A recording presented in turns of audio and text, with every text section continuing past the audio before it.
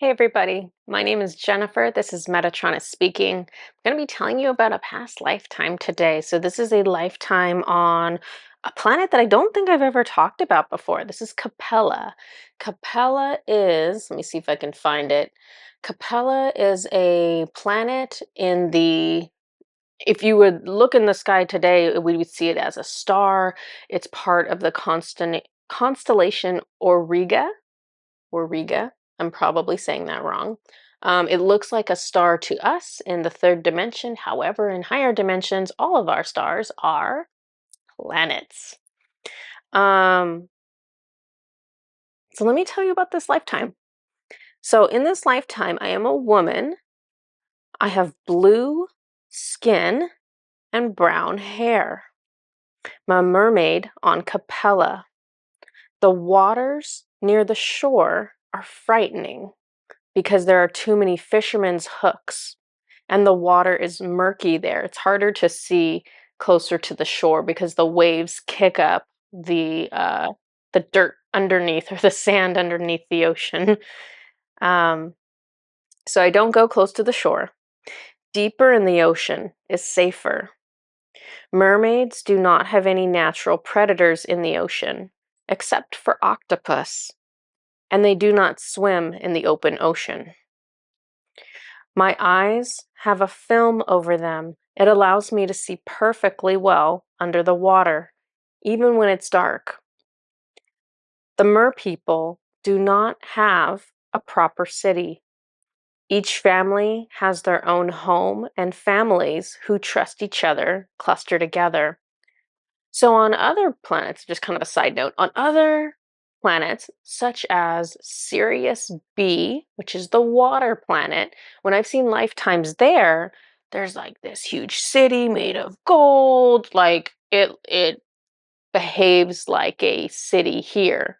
When I'm looking at this planet in whatever time they're showing me, um, it's not very organized. It's almost like little small groups, little small tribes of people cling together. So it's like you and your family and a couple other families that you trust. You all kind of stay together to help support each other. So you're all fed and taken care of. There are 4 other families that live near my home. Some merpeople choose darkness and others choose light, just like humans. The vibration in these waters are lower than the other places I have seen mermaids. This feels like Earth in its vibration. Yeah, so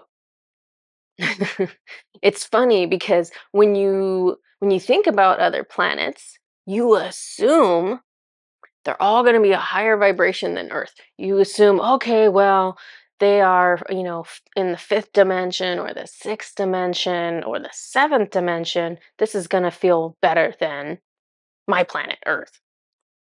And it doesn't always.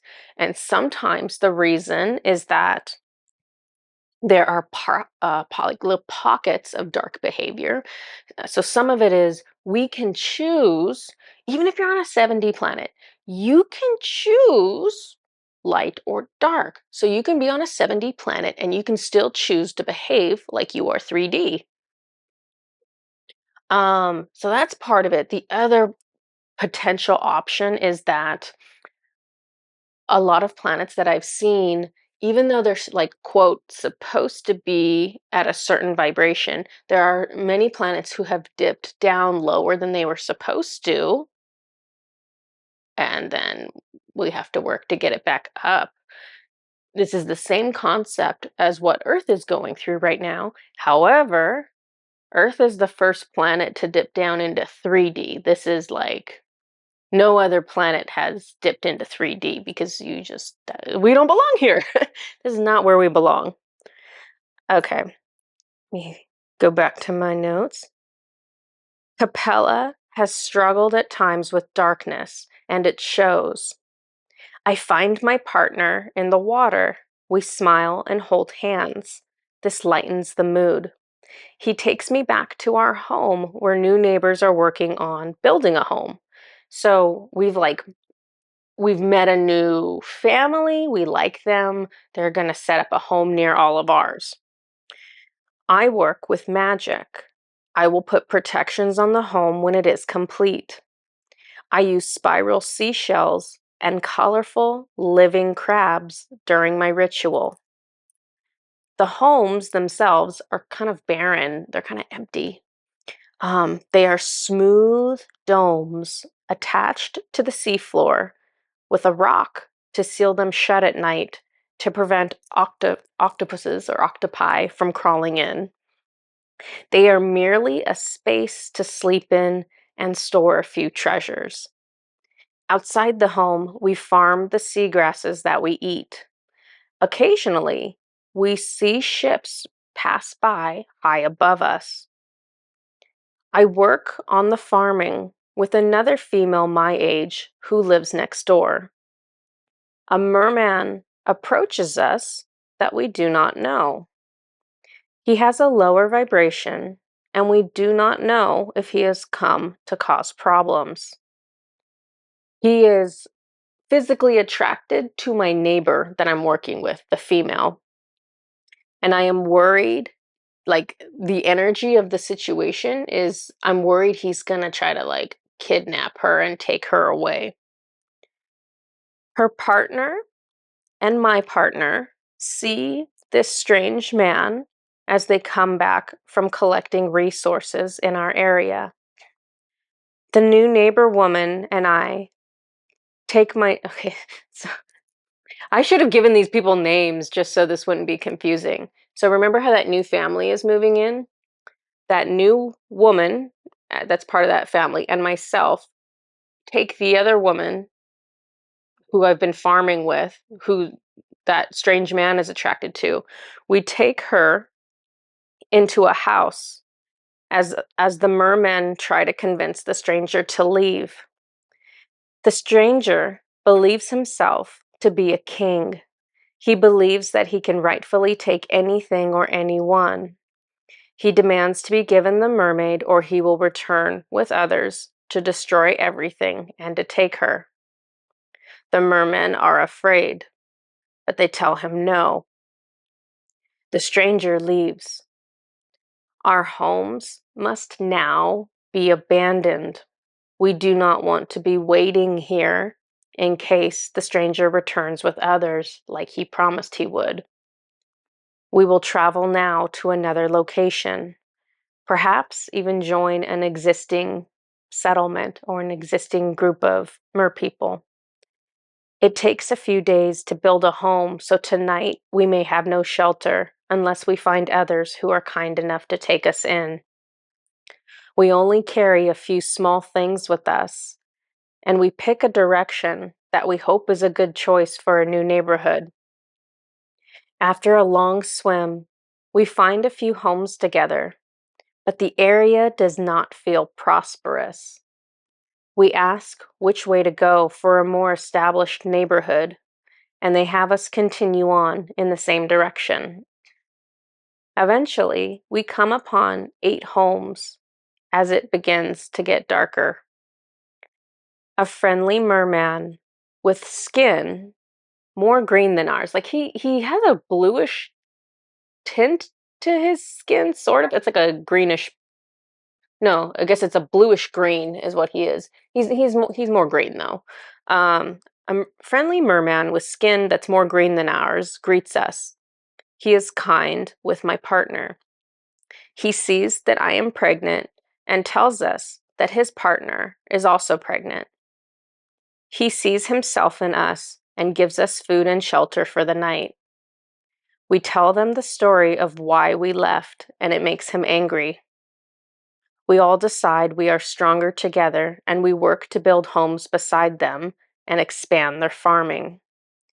Even though the move was frightening, we are grateful, because otherwise we would have never met these new merpeople. So that's the end of the past lifetime. The bigger lesson from this for all of us, I think, is that sometimes these events happen in life that seem really unfair. um, that are difficult, sad events. And it ultimately leads us into a place where we're better situated. So for them, they had to leave everything behind, like in an instant. They had to leave everything behind. And then there was all this uncertainty, right? There's all this fear. It was like, I don't know where I'm going. I don't know what I'm doing. I don't know if this direction leads me to scary neighbors, good neighbors, no neighbors. Like, we don't know what's in any given direction. We just pick a direction and kind of trust it. But in the end, because our guides are leading us towards the purpose of the events, we ended up with a group of individuals who we trusted a lot.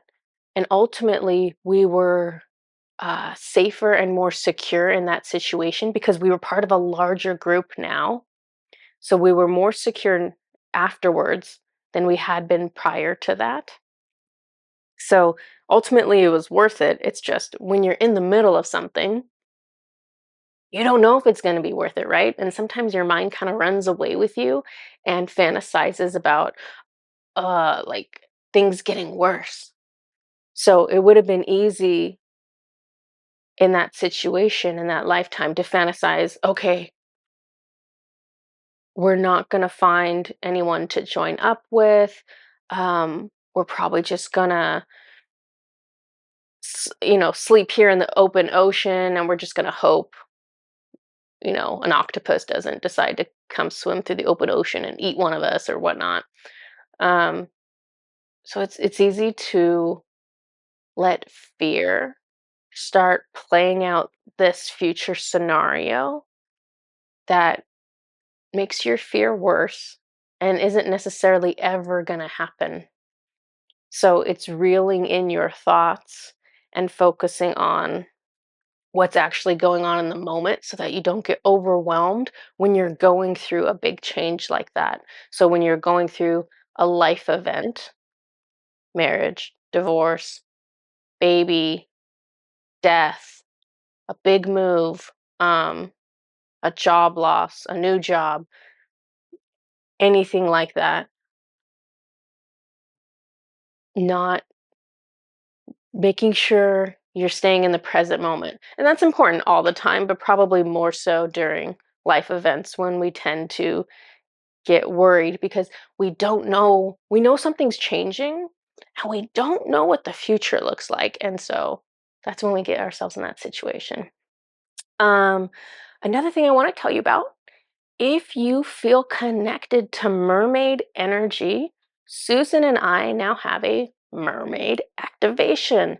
This is going to be a service that connects you with merperson energy, not just from Capella or just from Sirius B, but all of the merperson energy from all of the different planets. It's going to connect you with that the collective, essentially. The merperson collective energy is what it's going to connect you with. This is a magical energy. This is an energy um, that has its own unique set of properties. If you have always enjoyed mermaids, if you've always been drawn to them, there's a reason for that. That is your soul acknowledging that you had past lifetimes as a mer person and that you enjoyed them. That's what your soul is tapping into. So if you're interested in the mer person activation, I'll put a link down below so you can check it out and see if that's something that feels right to you. Let me know if you have any questions. And oh, one other thing. I wanted to announce the winner of the space clearing service. Now, Metatron chose this winner, and I actually already reached out to them, and they already reached out to me, but just for official purposes, so that this is on video and everyone knows that it's already taken place. I do want to say who it was.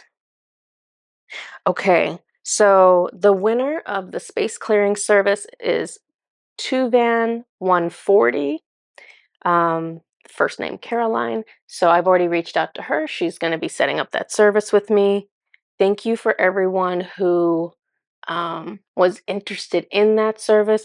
Please, if you weren't the winner of that service, if you feel like you would benefit from that service, then please consider getting it, because it can assist in a lot of different ways. It's amazing how much the energy of the home can start becoming our energy. Because when you have overlapping energies like that, if your home has that low vibration and you keep entering into that low vibration, it's really hard to keep a high vibration. So I'm just going to throw that out there as well. So if you have questions about either service, let me know in the comments, and I'll see you guys next time.